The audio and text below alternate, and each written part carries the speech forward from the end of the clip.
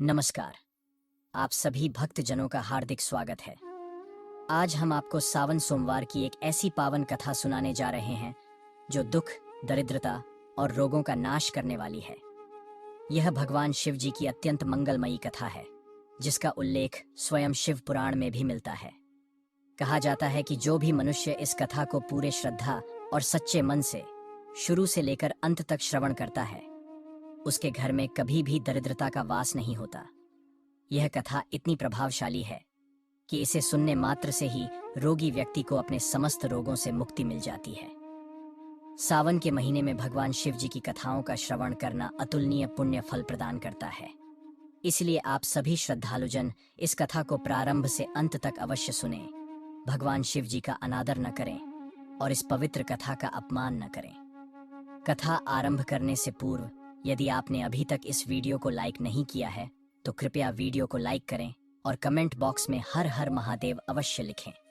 मित्रों, आप लोगों का अधिक समय नष्ट न करते हुए अब हम कथा आरंभ करते हैं।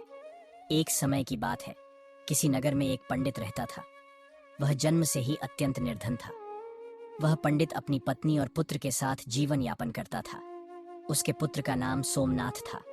वह पंडित प्रतिदिन प्रातःकाल उठकर स्नान आदि करके तुलसी के पौधे पर जल अर्पित करता और फिर नगर में सभी घरों में जाकर कथाएं सुनाता। लेकिन पंडित द्वारा किया गया यह सब कार्य उसकी पत्नी को बिल्कुल भी पसंद नहीं था, क्योंकि वह स्वयं कई वर्षों से भगवान भोलेनाथ की पूजा अर्चना करती आ रही थी। वह सावन के समस्त सोमवारों को उपवास भी रखती थी, किंतु इतने वर्षों की साधना और व्रतों के बावजूद भी उसे केवल गरीबी का ही सामना करना पड़ रहा था। इसीलिए वह पंडित की पत्नी भगवान शिव से अत्यंत नाराज हो गई और उन्होंने उनका पूजा पाठ करना, व्रत रखना सब कुछ त्याग दिया। परंतु उस पंडित ने कभी भगवान का नाम लेना नहीं छोड़ा। वह कहीं न कहीं से भगवान शिव की कथाएं सुनाकर, पूजा पाठ करके जो कुछ धन प्राप्त करता, उसी से अपने परिवार का पालन पोषण करता। एक दिन ऐसा आता है जब वह पंडित की पत्नी एक बार फिर से अपने हृदय में श्रद्धा जगाकर भोलेनाथ की पूजा अर्चना करने लगती है। वह मन ही मन यह सोचती रहती थी कि एक दिन तो ऐसा अवश्य आएगा जब मेरी सभी मनोकामनाएं पूर्ण होंगी, मेरी भी गरीबी समाप्त होगी। किंतु जब वर्षों की भक्ति और पूजन के बाद भी उसे कोई फल प्राप्त नहीं होता, तो वह अत्यंत दुखी हो जाती है। मन ही मन अपने भाग्य को कोसने लगती है और भगवान शिव की मूर्ति के पास बैठकर कहती है, हमने ऐसा कौन सा पाप किया है, हे भोलेनाथ, जिसकी वजह से हमें जीवन भर इतनी गरीबी का सामना करना पड़ रहा है। हमने तो कभी किसी का दिल नहीं दुखाया, कभी किसी के साथ अन्याय नहीं किया। मैं और मेरे पति दोनों ही तो सदा से आपके चरणों में लीन हैं। हम तो सुबह से लेकर रात तक केवल आपकी ही पूजा अर्चना करते हैं। हर सावन में सोमवार का व्रत रखते हैं, आपके नाम का जल चढ़ाते हैं, आपकी कथा सुनते और सुनाते हैं। फिर भी हे प्रभु, हमारी झोली हमेशा खाली क्यों रहती है? हे शंकर, क्या हमारी भक्ति में कोई कमी रह गई है? क्या हमारी प्रार्थनाएं आप तक नहीं पहुंचती? क्या हम किसी ऐसे पाप के भागी हैं जिसका प्रायश्चित भी हमारे भाग्य में नहीं लिखा? हे नीलकंठ, यदि कोई भूल हुई हो तो क्षमा करें, लेकिन कृपा करके यह तो बताइए कि हमारी इस असहनीय दरिद्रता का रहस्य क्या है? आखिर हमारे ही हिस्से में यह जीवन भर का संताप क्यों आया? अब धीरे धीरे समय बीतता गया। वह पंडित और उसकी पत्नी दोनों ही वृद्धावस्था की ओर बढ़ चले थे। समय की मार ने उनके शरीर को कमजोर कर दिया था। अब उस पंडित के शरीर में इतनी भी शक्ति नहीं बची थी कि वह नगर में जाकर भगवान भोलेनाथ की कथा सुना सके। उसकी कमर झुक गई थी, स्वर कांपने लगा था और शरीर में विविध रोगों ने घर बना लिया था।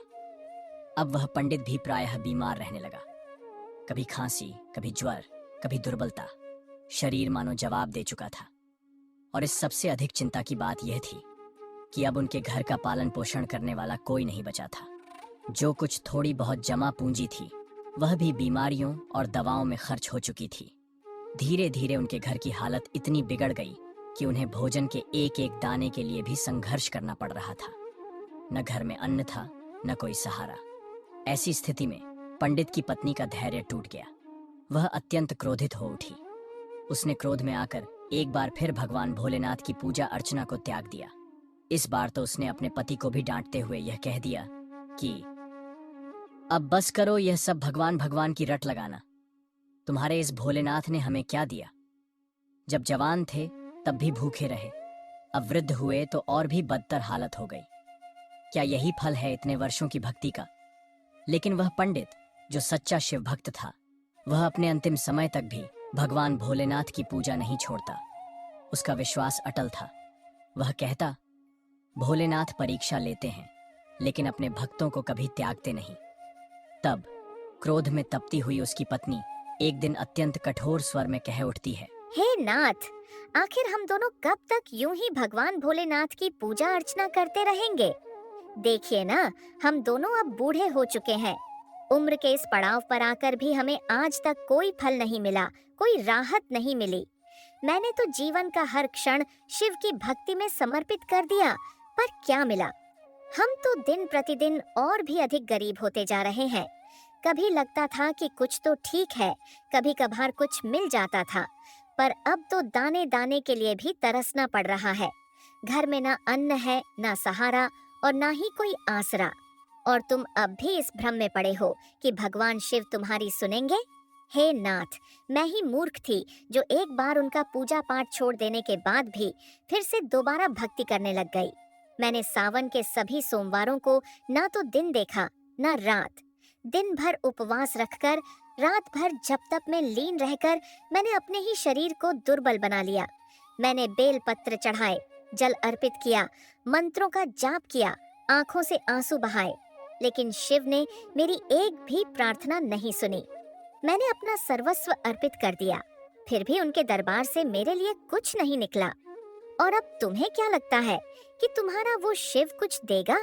जो तुम रोज रोज उस शिवलिंग पर जल चढ़ाते हो, वही जल क्या कभी अमृत बनकर लौट आया? नहीं ना, क्योंकि हम जैसे गरीबों के लिए शायद उस शिव के पास भी कुछ नहीं है। लगता है यह गरीबी ही हमारा भाग्य है, यही हमारी नियति है, और इसी में हमें तिल तिल मरते रहना है। मित्रों, अपनी पत्नी के कठोर और क्रोधित वचनों को सुनकर भी वह पंडित एक शब्द नहीं कहता। उसने अपने जीवन में सब कुछ खो दिया था, शारीरिक बल, यौवन, संपत्ति, यहाँ तक कि कभी कभी आशा भी डगमगाने लगती थी। परंतु फिर भी उसके हृदय में अपने आराध्य भगवान भोलेनाथ के प्रति अडिग विश्वास था। वह जानता था कि शिव की कृपा में विलंब हो सकता है, परंतु असत्य नहीं। उधर उसका पुत्र सोमनाथ, जो अभी शिक्षा ग्रहण कर रहा था, वह कुछ ही समय में अपनी शिक्षा पूर्ण कर लेता है और विद्या प्राप्ति के बाद अपने घर लौट आता है। जब वह अपने वृद्ध माता पिता की अवस्था और उनके दुखों को देखता है तो उसका मन व्याकुल हो उठता है। उसने न अपने भविष्य की सोची, न अपने सपनों की, केवल एक ही संकल्प लिया, अपने माता पिता की सेवा करना और उनकी सारी पीड़ा हर लेना। वह पूरे समर्पण भाव से घर का समस्त बोझ अपने कंधों पर उठा लेता है। अब वह अपने पिता की ही तरह नगर नगर जाकर भगवान भोलेनाथ की कथाएं सुनाने लगता है। हर रोज वह शिव की महिमा का गुणगान करता, कथा सुनाता और जो भी दक्षिणा मिलती उससे अपने परिवार का पालन करता। ऐसे ही कई वर्ष बीत जाते हैं। सोमनाथ की भक्ति, उसकी सेवा और उसका त्याग धीरे धीरे नगर में प्रसिद्ध होने लगता है। एक दिन की बात है जब सोमनाथ उस नगर के प्रसिद्ध शिव मंदिर में जाता है। वह मंदिर जहां भक्तों की कतारें लगी रहती थीं, जहां हर सोमवार शिवलिंग पर गंगा जल और बेलपत्र चढ़ते थे और जहां भगवान शिव की अर्चना स्वयं देवगण भी करते थे। वहां पर वह विधिपूर्वक भगवान भोलेनाथ का पूजन करता है, दीप प्रज्वलित करता है और फिर उपस्थित सभी भक्तों के समक्ष अपने श्रद्धा से भरे स्वर में भगवान शिव की पावन कथा का श्रवण कराते हुए कहता है, हे भक्तों, जो भी इस पावन कथा को श्रद्धा और सच्चे मन से श्रवण करता है, उसकी सभी मनोकामनाएं भगवान भोलेनाथ अवश्य पूर्ण करते हैं। वह भक्त चाहे जितना भी दुखी हो, चाहे कितनी भी विपत्तियां उसके जीवन में क्यों ना हो, यदि वह भोलेनाथ की कथा को आस्था से सुनता है तो भगवान शिव उसकी हर पीड़ा हर लेते हैं। सोमनाथ जब यह श्रद्धापूर्ण वचन कहता है तो उस समय उसी मंदिर में नगर का राजा भी उपस्थित होता है। वह राजा हर वर्ष सावन के प्रथम सोमवार को गुप्त रूप से मंदिर में आकर भगवान शिव का दर्शन और पूजा करता था। उस दिन भी वह साधारण वस्त्रों में मंदिर आया हुआ था। जब उसने सोमनाथ के मुख से यह पावन वचन सुने तो वह भीतर तक प्रभावित हो गया। उसकी आत्मा उस वाणी से जैसे जागृत हो उठी। राजा मन ही मन सोचने लगा कितनी सरल, कितनी सच्ची बात कह रहा है यह युवक। इसके शब्दों में केवल कथा नहीं, बल्कि अनुभव झलक रहा है। इसमें वो आह भी है जो वर्षों की तपस्या और पीड़ा से निकली है। उस भाव विभोर अवस्था में राजा धीरे धीरे सोमनाथ के पास आता है। भीड़ में से मार्ग बनाते हुए वह उसके चरणों के समीप आकर खड़ा होता है और कहता है, तुम्हारी इस कथा ने मेरे हृदय को गहराई से छू लिया है। ऐसा प्रतीत हो रहा है मानो तुम्हारे शब्दों में स्वयं भगवान शिव बोल रहे हों। तुम्हारी वाणी में केवल भक्ति नहीं, बल्कि तपस्या की आंच है, सत्य की अनुभूति है और जीवन की परख है। मैं तुमसे एक विनम्र प्रार्थना करना चाहता हूँ। राजा की ऐसी बातों को सुनकर सोमनाथ बहुत ही प्रसन्न हो जाता है और राजकुमारी को प्रतिदिन कथाओं का श्रवण कराने के हामी भर देता है। फिर उसके बाद राजा ने सोमनाथ को अपने राज्य महल में राजकुमारी को प्रतिदिन कथाओं का श्रवण कराने के लिए नियुक्त कर देता है। और अब सोमनाथ प्रतिदिन उस नगर के राजा की पुत्री को कथा सुनाने लगा और राजकुमारी को कथा का श्रवण कराने पर दक्षिणा के रूप में जो कुछ धन मिलता था, उसी धन से वह अपने परिवार का पालन पोषण करने लगा। किंतु सोमनाथ की माता को यह बात अच्छी नहीं लगती थी और वे प्रसन्न भी नहीं रहती थी, क्योंकि उन्हें अपने पुत्र के आने वाले भविष्य की चिंता थी। इसीलिए वे प्रतिदिन इस बात को लेकर बहुत ही चिंतित रहती थी। फिर एक दिन पंडित की पत्नी अपने पति से कहती है, हे नाथ, पंडित की पत्नी ने दुख से भरकर कहा, मुझे अपने पुत्र के भविष्य की चिंता खाई जा रही है। हमारा जीवन तो जैसे तैसे कट गया, लेकिन हमारा पुत्र अभी युवा है। उसका तो जीवन अभी शुरू ही हुआ है। हमारे जाने के बाद उसका क्या होगा? क्या उसे भी हमारे ही जैसे कष्ट झेलने पड़ेंगे? क्या हमारी वर्षों की पूजा, व्रत, तपस्या और आराधना का कोई फल नहीं मिलेगा? क्या भगवान भोलेनाथ को हमारा दुख दिखाई नहीं देता? हमारा बेटा राजा के महल से जो दक्षिणा लाता है, उससे हमारा परिवार तो किसी तरह चल जाता है।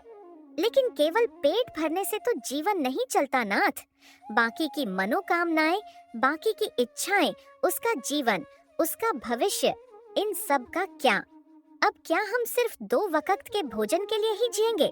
क्या यही शिव की भक्ति का फल है? क्यों भगवान शिव ने अपनी आंखें बंद कर ली हैं? क्या हमारा पुत्र भी हमारी ही तरह उम्र भर गरीबी में जीता रहेगा? उस स्त्री की करुण पुकार जब आकाश में गूंजी, तब वह केवल वायु में विलीन नहीं हुई, वह सीधे कैलाश पर्वत पर पहुंची और माता पार्वती के हृदय को विदीर्ण कर गई। मित्रों, जब माता पार्वती जी ने उस पंडित की पत्नी की वेदना और दुखभरी प्रार्थना को सुना, तो उनका कोमल हृदय व्याकुल हो उठा। वे उस करुण पुकार को अनसुना नहीं कर सकी। उन्होंने तुरंत भगवान शिव का ध्यान किया और क्षण भर में कैलाश पर पहुंची। यूं अचानक माता पार्वती को अपने समक्ष आया हुआ देखकर भगवान शिव ने मुस्कुराते हुए पूछा, हे देवी, आज अचानक कैसी व्याकुलता है? आप इतनी शीघ्रता से मेरे समीप कैसे आ गईं? अवश्य ही कोई विशेष कारण होगा। बताइए, क्या बात है? फिर माता पार्वती जी भगवान भोलेनाथ जी से कहती हैं, हे स्वामी, माता पार्वती जी ने करुण स्वर में कहा, आप तो त्रिकालदर्शी हैं, भूत, भविष्य और वर्तमान सब कुछ आपकी दृष्टि में स्पष्ट है। फिर भी आप मुझसे पूछते हैं कि मैं क्यों चिंतित हूँ। जब आप स्वयं सब जानते हैं, तो मुझसे पूछकर क्यों मेरी पीड़ा को और अधिक बढ़ा रहे हैं? चलिए, अब जब आपने पूछा है तो मैं आपको कारण बताती हूँ। मेरी चिंता का कारण है वह पंडित और उसकी पत्नी। हे नाथ, वह पंडित तो आपका परम भक्त है। उसने जीवन भर आपकी आराधना की है। उसने कथा सुनाई, शिवलिंग पर जल चढ़ाया, बेलपत्र अर्पित किए, सावन सोमवारों को उपवास किया और अपनी संपूर्ण आस्था आपके चरणों में अर्पित कर दी। फिर भी आपने उसके जीवन को केवल कठिनाइयों और अभावों से ही क्यों भर दिया? आपने उसे उसके कर्मों का फल कभी नहीं दिया। उसकी पत्नी भी वर्षों से व्रत उपवास करती रही और जब उसका मन टूटा, तब भी उसने फिर से आपको अपना आराध्य मान लिया। क्या यह विश्वास व्यर्थ चला जाना चाहिए? हे प्रभु, मेरी आपसे विनती है, अब उस पंडित के जीवन से सभी दुखों का नाश करें। अब और नहीं, अब उसका कष्ट समाप्त हो। अब उसे उसका तप, उसका त्याग और उसकी श्रद्धा का पूर्ण फल मिलना चाहिए। अन्यथा कहीं ऐसा न हो, हे प्रभु, कि वह पंडित और उसकी पत्नी पूजा पाठ ही छोड़ दें। यदि उनके मन में आपकी भक्ति डगमगा गई, यदि उनका विश्वास डगमगा गया, तो यह केवल उनकी हानि नहीं होगी, यह उन असंख्य भक्तों के लिए भी एक त्रासदी होगी जो अपने जीवन को आपके चरणों में अर्पित कर चुके हैं। माता पार्वती जी की करुणामयी बातें सुनकर भगवान भोलेनाथ का सौम्य मुख गंभीर हो गया। उनकी आंखों में करुणा और करिश्मा की अद्भुत चमक थी। वे साक्षात दयामय रूप में प्रकट होते हैं और माता की ओर देखते हुए कोमल स्वर में कहते हैं, आप चिंतित मत होइए, क्योंकि हमने उस ब्राह्मण के भाग्य के उदय का बीज बो दिया है। अब वह समय आ गया है जब हमें स्वयं पृथ्वी लोक पर जाकर शिव लीला करनी है। अब हम दोनों को उसके घर चलना होगा। इतना कहकर भगवान शिव माता पार्वती जी के साथ पृथ्वी लोक की ओर प्रस्थान करते हैं। आकाश मार्ग से उतरते हुए जब वे पृथ्वी पर पहुंचते हैं तो दोनों साधु का वेश धारण कर लेते हैं। जटाजूटधारी, कमंडलू हाथ में, रुद्राक्ष की माला और भस्म लेपे हुए शरीर, उनका रूप पूर्णतः एक विचरण करते साधु जैसा प्रतीत होता है। उस वेश में वे सीधे उस पंडित के घर के पास जा पहुंचते हैं और फिर साधुओं की परंपरागत पुकार लगाते हैं, अलख निरंजन, अलख निरंजन, घर में कोई है? उनकी गंभीर लेकिन कोमल आवाज जब आंगन में गूंजती है तो भीतर से वही वृद्ध पंडित, जो अब शारीरिक रूप से दुर्बल हो चुका है, बाहर आता है। उसकी आंखों में थकान है, पर संस्कारों से भरी विनम्रता अब भी वैसी ही है। वह बाहर निकलते ही उन साधुओं को देखकर हाथ जोड़ता है और अत्यंत आदर भाव से उन्हें प्रणाम करते हुए कहता है, हे मुनिवर, आपका इस तुच्छ गृह में आगमन हुआ, यही मेरे जीवन का परम सौभाग्य है। कृपा करके बताइए, मैं आपकी किस प्रकार से सेवा कर सकता हूँ? वृद्ध पंडित ने दोनों हाथ जोड़कर साधु रूपधारी भगवान भोलेनाथ के चरणों में प्रणाम करते हुए विनम्र स्वर में कहा। तब साधु का वेश धारण किए हुए भगवान भोलेनाथ ने कोमल किंतु गंभीर स्वर में उस पंडित से कहा, हे महानुभाव, आज की रात्रि में हम आपके गृह में विश्राम करना चाहते हैं। क्या आपके घर में हमें एक रात्रि के लिए आश्रय मिल सकता है? जब साधु का रूप धारण किए हुए भगवान भोलेनाथ ने यह कहा तो वह वृद्ध पंडित क्षण भर के लिए मौन हो गया। वह अपने मन में सोचने लगा, यह तो हमारे अतिथि हैं। पंडित अपने अंतर्मन में सोचने लगा, मुझे इन्हें मना नहीं करना चाहिए। ये भूखे प्यासे मेरे द्वार पर आए हैं। यदि मैंने इन्हें निराश किया और इन्हें बुरा लग गया तो कहीं ये क्रोधित होकर मेरे पूरे परिवार को कोई श्राप न दे दें। साधुजन की वाणी और आशीर्वाद ही जीवन बदल सकते हैं, लेकिन यदि वे रुष्ट हो जाएं तो उनके वचनों में आग भी होती है। किंतु उसका मन द्वंद्व में डूबा रहा। मैं इनका सत्कार कैसे करूं? कैसे इनके लिए भोजन जुटाऊं? घर में तो कुछ भी नहीं बचा। जैसे तैसे मेरा पुत्र जो धन लाता है, उसी से हम तीनों का एक वक्त का भोजन ही जुट पाता है। उस धन से न तो दूसरा पहर संभलता है, न अतिथि सेवा की कोई गुंजाइश होती है।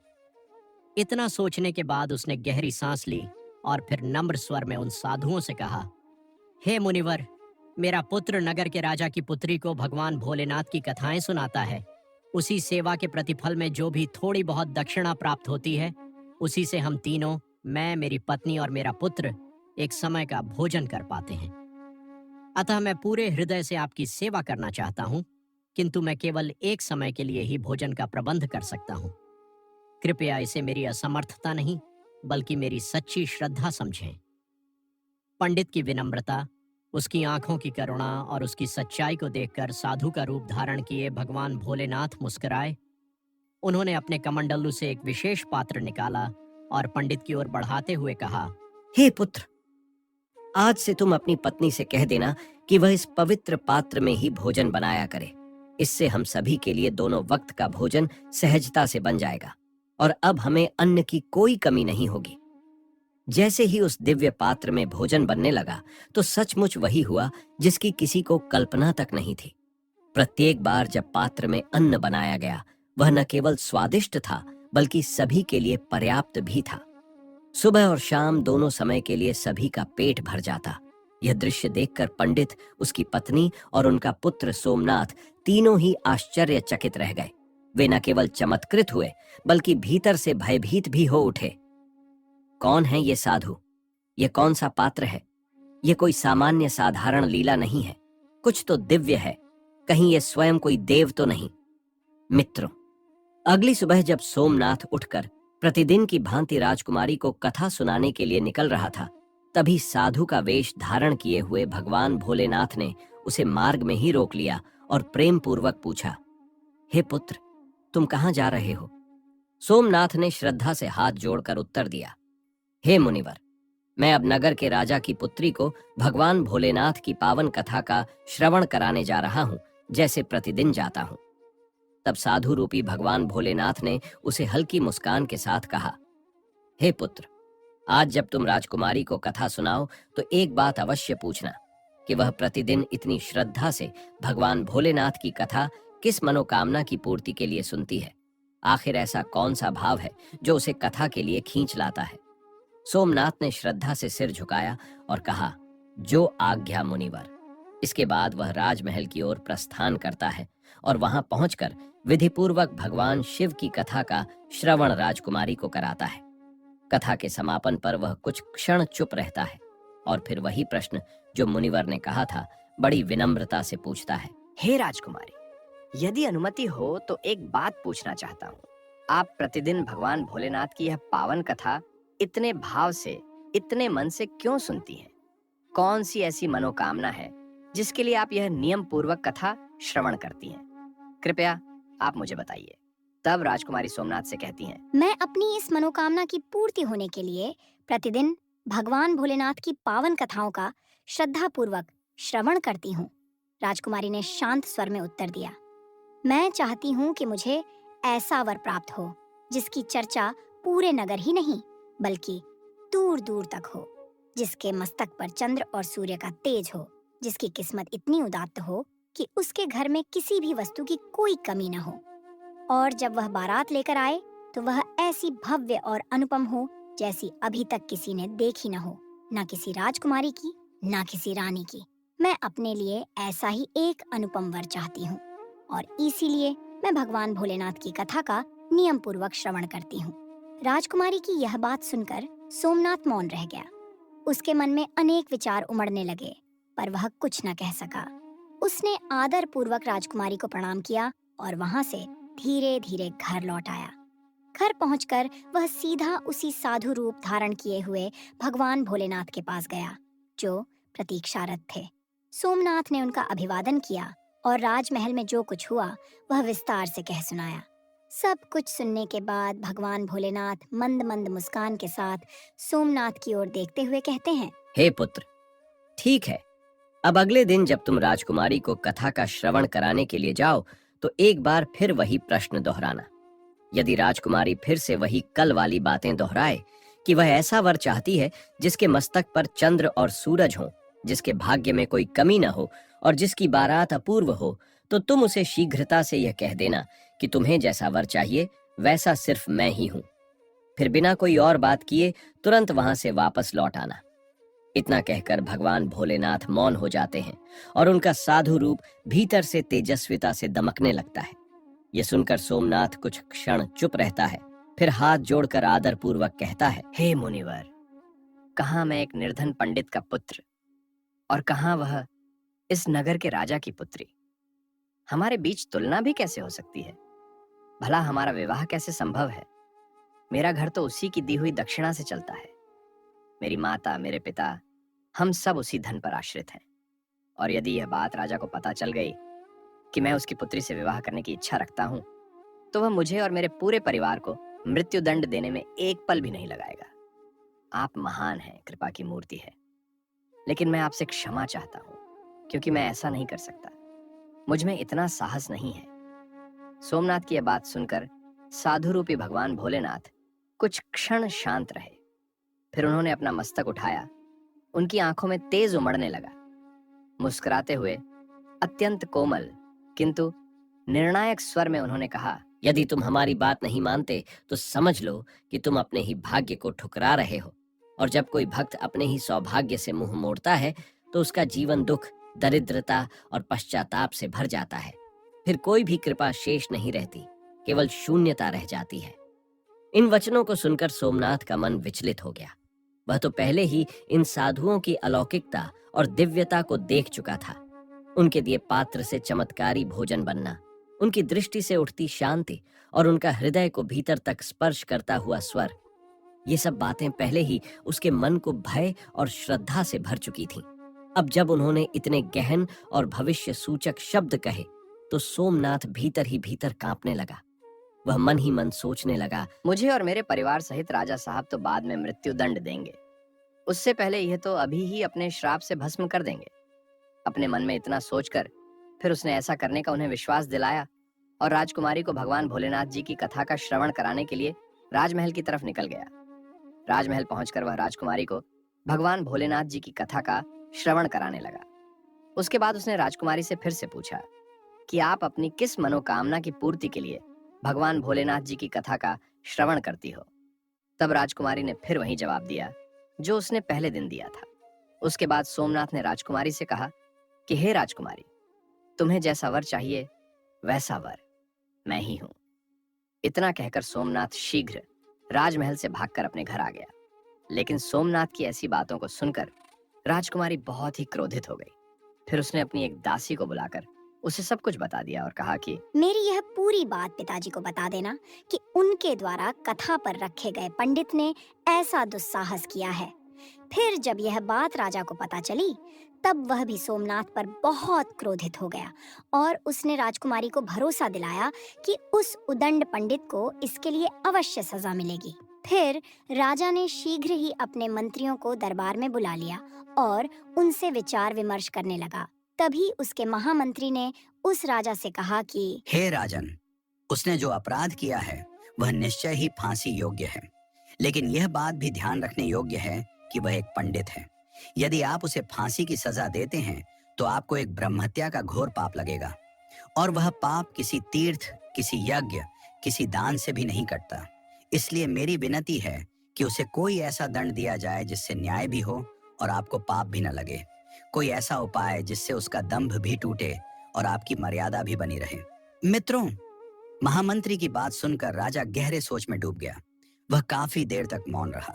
फिर विचार विमर्श के बाद उसने क्रोध से भरे स्वर में अपने कुछ सैनिकों को दरबार में बुलाया और आदेश दिया, हे सैनिकों, उस पंडित के घर जाओ और उससे कह देना कि राजा साहब तुम्हारे साथ अपनी पुत्री का विवाह करने के लिए तैयार हैं, लेकिन उनकी कुछ शर्तें हैं।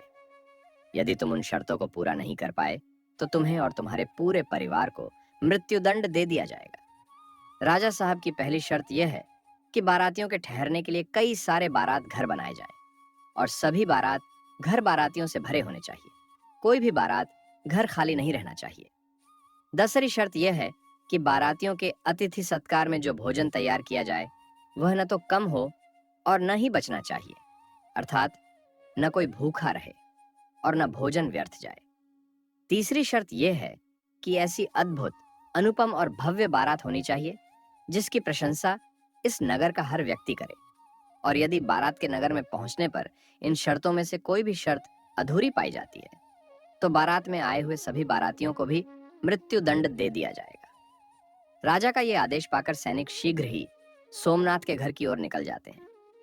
उधर सोमनाथ भी राजमहल से भागकर सीधा अपने घर पहुंचता है और वहां साधु रूपी भगवान भोलेनाथ जी को सारी बात कह सुनाता है। हे मुनिवर, आपके कहे अनुसार जब मैंने राजकुमारी से कहा कि वैसा वर मैं ही हूं तो वह बहुत ही क्रोधित हो गई थी। अब शीघ्र ही कोई फांसी का संदेश या सैनिक आने वाले हैं। मुझे भय हो रहा है कि अब कुछ भयंकर होने वाला है। उसी समय राजा के सैनिक उसके द्वार पर पहुंच जाते हैं और जोर जोर से दरवाजा खटखटाने लगते हैं। दरवाजा पीटने की वह कड़कड़ाहट पूरे आंगन में गूंज उठती है। आवाज सुनकर सोमनाथ के पिता बाहर आते हैं और दरवाजा खोलते हैं। दरवाजा खुलते ही सैनिक कठोर स्वर में कहते हैं, क्या तुम्हारा ही पुत्र राजकुमारी से विवाह करना चाहता है? चलो ठीक है, राजा साहब ने भी अपनी पुत्री से विवाह करने के लिए अनुमति दे दी है, लेकिन राजा साहब की कुछ शर्तें हैं जिन्हें पूरा करना ही पड़ेगा, नहीं तो तुम्हारे पूरे परिवार को मृत्युदंड दे दिया जाएगा। उन सैनिकों की बात सुनकर सोमनाथ के पिता बहुत ही भयभीत हो जाते हैं और उनसे कहते हैं, हे सैनिकों, हमें राजा साहब की किन शर्तों को पूरा करना पड़ेगा? उन शर्तों को हमें बताने का कष्ट करें। तब राजा के वे सैनिक सोमनाथ के पिता से कहते हैं, हे ब्राह्मण, राजा साहब की पहली शर्त है कि सभी बारातियों के ठहरने के लिए कई सारे बारात घर बनाए जाएं। सभी बारात घर बारातियों से भरे होने चाहिए। कोई भी बारात घर खाली नहीं बचना चाहिए। दूसरी शर्त यह है कि बारातियों के अतिथि सत्कार में बनाया गया भोजन बचना नहीं चाहिए। तीसरी शर्त यह है कि ऐसी अद्भुत बारात होनी चाहिए जिसकी प्रशंसा इस नगर के सभी लोग करें, और अगर बारात के पहुंचने पर हमारी कोई भी शर्त अधूरी पाई जाती है, तब बारात में आए हुए सभी बारातियों को भी मृत्युदंड दे दिया जाएगा। राजा के सैनिकों की ये कठोर और स्पष्ट बातें सुनकर सोमनाथ और उसके पिता बहुत ही भयभीत हो जाते हैं, यहाँ तक कि उनके हाथ पैर तक कांपने लगते हैं। तब साधु रूपी भगवान भोलेनाथ जी ने शांत और दृढ़ स्वर में उनसे कहा, तुम मत डरो, बल्कि साहस के साथ अपना उत्तर दो और सैनिकों को विदा करो। उनसे कह दो कि आप विवाह की तैयारी शुरू करें, हम बारात वाले दिन बारात लेकर पहुंच जाएंगे। फिर सोमनाथ के पिता ने भगवान शिव की आज्ञा मानते हुए वैसा ही उत्तर उन सैनिकों को दिया और उन्हें विदा कर दिया। सैनिक वापस राजमहल लौटे और वहां जाकर उन्होंने राजा को सारी बातें यथावत सुना दी। लेकिन जब राजा को सोमनाथ की ओर से सकारात्मक उत्तर प्राप्त होता है, तब वह बड़े ही आश्चर्य में पड़ जाता है। वह कुछ पल चुप रहकर अपने मन में सोचने लगता है, आखिर वह गरीब पंडित किसके भरोसे पर इतनी दुर्लभ शर्त के बावजूद भी मेरी पुत्री से विवाह करने के लिए तैयार है? क्या मेरा कोई दुश्मन उसका साथ दे रहा है? इसी तरह के कई विचार उसके मन में उठते रहते थे। उसके बाद उसने उस नगर के कई घरों को बारात घर की तरह सजवा दिया और कई सारे तंबू का प्रबंध भी कर दिया। राजा यह सोच रहा था कि कहां वह पंडित इतने अधिक बारातियों को ला पाएगा, और जब अधिक बाराती न आने पर वह मेरी शर्त हार जाएगा, फिर वह उसे पूरे परिवार सहित मृत्युदंड दे देगा। इधर सोमनाथ उस नगर में जिसे भी अपनी बारात में चलने के लिए कहता था, वह उसे यह कहकर मना कर देता था कि नहीं, मुझे इतनी जल्द नहीं मरना है। तुम्हारा तो अंतिम समय निकट आ गया है, इसलिए हम तुम्हारे साथ बारात में मरने के लिए क्यों जाएं? उन सभी की ऐसी बातों को सुनकर सोमनाथ बहुत ही परेशान रहने लगा था, क्योंकि अभी तक उसके साथ बारात में चलने के लिए कोई भी व्यक्ति तैयार नहीं हुआ था। फिर विवाह का दिन भी आ गया, और विवाह वाले दिन सोमनाथ और भी ज्यादा चिंतित था। जब साधु रूपी भगवान भोलेनाथ जी ने सोमनाथ को बहुत परेशान देखा, तब वे सोमनाथ से बोले कि हे पुत्र, आज तो तुम्हारा विवाह है और आज के दिन भी तुम इतना परेशान हो रहे हो। बताओ, तुम किस बात को लेकर इतना चिंतित हो रहे हो? तुम हमारे रहते हुए क्यों डर रहे हो? हम तुम्हारे साथ हैं। तब सोमनाथ ने साधु रूपधारी भगवान भोलेनाथ जी से कहा कि हे मुनिवर, क्या फायदा आपको बताने का? मेरा तो भाग्य ही खराब है। वैसे भाग्य में जो लिखा होता है वही होता है। यही कहकर वह तैयार होकर उनके साथ राजमहल की तरफ चल देता है। मित्रों, फिर भगवान भोलेनाथ जी ने सोमनाथ की बारात में चलने के लिए सभी देवताओं, भूत प्रेतों और गंधर्व को मनुष्य रूप में सोमनाथ की बारात में चलने के लिए आमंत्रित कर लिया और सोमनाथ की बारात में शामिल कर लिया, जिसके कारण सभी बारात नाचते हुए बारात घर पहुंच गए। जब सोमनाथ की बारात पहुंची, तब इतने सारे बाराती आए हुए थे कि राजा द्वारा सजवाए गए सभी बारात घर और यहाँ तक कि सभी तंबू बारातियों से भर गए, और कुछ बाराती तो बिना तंबू के बाहर ही रह गए।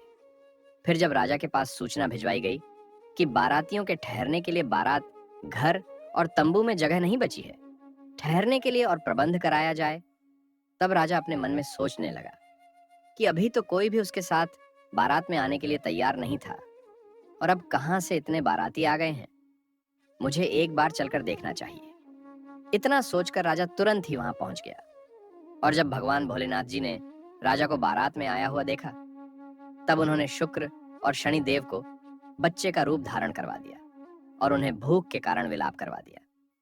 इधर जब उस राजा ने दोनों बच्चों को जोर जोर से विलाप करते हुए देखा, तब उसने भगवान भोलेनाथ जी के पास पहुंचकर उनसे पूछा कि हे महात्मा, ये बच्चे इतना विलाप क्यों कर रहे हैं? तब साधु रूपी भगवान भोलेनाथ जी ने उस राजा को जवाब देते हुए कहा कि यह दोनों बच्चे बहुत भूखे हैं, इसलिए ये इतना विलाप कर रहे हैं। फिर राजा ने उन दोनों बच्चों को भोजन करने वाले स्थान पर भेज दिया। उसके कुछ ही देर बाद राजा के सैनिकों ने उनके पास आकर बताया कि हे राजन, वे दोनों बच्चों ने तो सारा भोजन समाप्त कर दिया है, और फिर भी वे दोनों जोर जोर से चिल्ला रहे हैं कि उन्हें भूख लगी है। अपने सैनिकों की ऐसी बातों को सुनकर राजा बहुत ही परेशान हो जाता है, क्योंकि अब उसका सारा अहंकार चूर चूर हो गया था। फिर वह साधु रूपी भगवान भोलेनाथ जी के चरणों में अपने दोनों हाथों को जोड़कर बैठ गया और उनसे कहने लगा कि हे साधु महाराज, अब मेरी लाज आपके ही हाथ में है। तब भगवान भोलेनाथ जी ने उस राजा से कहा कि कोई बात नहीं, सब कुछ ठीक हो जाएगा। आप राजमहल जाकर बारात की अगुवानी की तैयारी शुरू कीजिए। फिर राजा ने उस नगर के सभी घरों को अच्छी तरह से सजवा और पूरे नगर को एकदम दुल्हन की तरह सजाया गया। सोमनाथ भी विवाह की पोशाक में किसी राजकुमार से कम नहीं लग रहा था। सोमनाथ के सेहरे को चांद और सूरज से सजाया गया था और अगुवानी के समय सोमनाथ एक सुंदर से रथ में बैठकर राजमहल की तरफ जाने लगा। उस रथ के आगे कई सारे बाराती बैंड बाजे के साथ नाच रहे थे और कई बाराती हाथ में मुद्राएं लेकर एक दूसरे पर न्यौछावर करके इधर उधर उछाल रहे थे। सोमनाथ की बारात के ऐसे दृश्य को देखकर उस नगर के कुछ लोग कहने लगे कि इस पंडित का भाग्य तो देखो, इसके मस्तक के सेहरे को चांद और सूरज से सजाया गया है और इसके चारों तरफ से इस प्रकार धन लक्ष्मी उछाली जा रही है जैसे किसी धनवान राजा की बारात निकल रही है। और ऐसी बारात तो हमने अपने जीवन में कभी देखी भी नहीं है और ना आगे देखने की उम्मीद है। यह पंडित तो भाग्य का बहुत धनी है। प्रजा की ऐसी बातों को सुनकर माता पार्वती जी भगवान भोलेनाथ जी से कहती हैं, हे प्रभु, यह तो सत्य है कि आपकी कृपा जिस भी मनुष्य पर हो जाती है उसके घर अन्न घन के ताले खुल जाते हैं। तब भगवान भोलेनाथ जी माता पार्वती जी से कहा, हे देवी पार्वती, जो भी भक्त श्रद्धा और भक्ति से मेरी पूजा अर्चना करता है, मैं उसकी भक्ति को व्यर्थ नहीं जाने देता। उसे उसके कर्मों का फल अवश्य प्राप्त होता है। हाँ, जब तक उसके पूर्व जन्मों के पाप कर्म नष्ट नहीं हो जाते तब तक उसे कष्ट अवश्य सहने पड़ते हैं। पर जैसे ही उसके पुण्य कर्म जागृत होते हैं वैसे ही उसके भाग्य के बंद द्वार अपने आप खुल जाते हैं और उसी पुण्य फल के उदय से सोमनाथ और राजा की पुत्री का विवाह विधिपूर्वक संपन्न हो गया। विवाह के बाद राजकुमारी को डोली में बिठाकर सोमनाथ अपने घर ले आया। मित्रों, जो भी भक्त सावन मास में श्रद्धा से भगवान भोलेनाथ की कथाओं का श्रवण करता है उसे भी राजकुमारी की तरह ही सुंदर, गुणी और योग्य वर की प्राप्ति होती है। क्योंकि राजकुमारी ने प्रतिदिन भगवान शिव की कथाएं सुनी थीं, इसलिए उसे उसकी कामना के अनुसार श्रेष्ठतम वर प्राप्त हुआ। भगवान शिव और माता पार्वती की कृपा से अब सोमनाथ अत्यंत धनवान बन चुका था। उसके घर में किसी भी वस्तु की कमी नहीं रह गई थी। इसके बाद सोमनाथ की माता ने भी फिर से पूरी श्रद्धा और विश्वास के साथ भगवान भोलेनाथ की पूजा अर्चना शुरू कर दी। वह प्रतिदिन गरीबों को अन्न, वस्त्र और धन दान में देने लगीं और नियम पूर्वक भगवान शिव की कथाओं का श्रवण भी करने लगीं। मित्रों, भगवान भोलेनाथ की कथा का नियमित श्रवण और सच्चे मन से पूजा अर्चना करने से जीवन में सुख, समृद्धि और मनोवांछित फल की प्राप्ति होती है। इसलिए आप सभी से निवेदन है कि सावन मास में कम से कम एक बार भगवान भोलेनाथ और माता पार्वती की इस पावन कथा का श्रवण अवश्य करें।